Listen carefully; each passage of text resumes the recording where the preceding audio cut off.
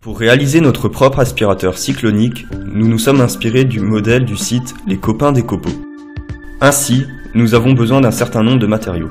Un cône de chantier de 50 cm de haut, du contreplaqué de 80 x 40 x 0,4 cm, deux raccords, un bac refermable, ici un seau, un aspirateur servant de source d'aspiration, un tube PVC de diamètre 40 mm, un tube de mastic silicone et de la colle PVC.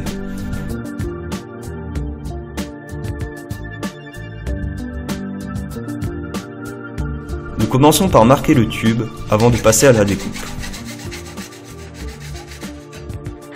Puis, nous limons les bords pour enlever les imperfections. Nous réitérons l'opération pour un second tube de 20 cm que nous couperons en billets.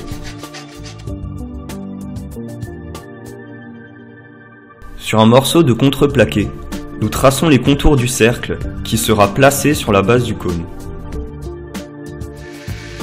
Nous le découpons grossièrement à la scie sauteuse avant de finaliser à la scie à bois et à la lime. Nous perçons ensuite un trou de diamètre 40 mm au centre du cercle.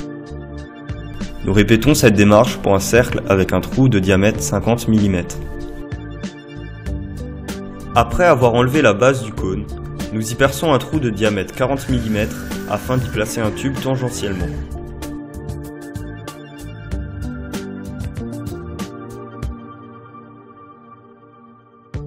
Nous découpons le couvercle du seau afin d'y placer un des cercles de contreplaqué.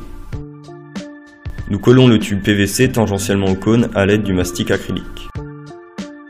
Nous fixons ensuite le tube PVC dans le cercle de contreplaqué.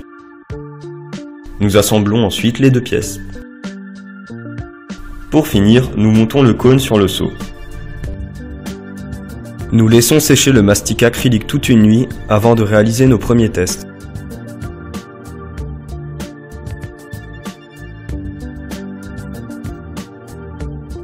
Après un premier test, nous constatons une fragilité au niveau du collage entre le cône et le seau. Nous décidons alors de solidifier la construction en fixant 3 barres d'aluminium à la base du plot et au couvercle du bac. Pour cela, nous avons besoin d'une barre en aluminium de 2 mètres ainsi que de vis de diamètre 5 mm. Nous découpons tout d'abord 3 barres de 60 cm dont nous plions ensuite les extrémités. Nous perçons ces dernières afin de les visser au contreplaqué. Nous obtenons ainsi un cyclone de séparation solide qui pourra résister aux aspirations et au poids des tuyaux. Nous finissons par assembler les tubes à l'aide de colle PVC.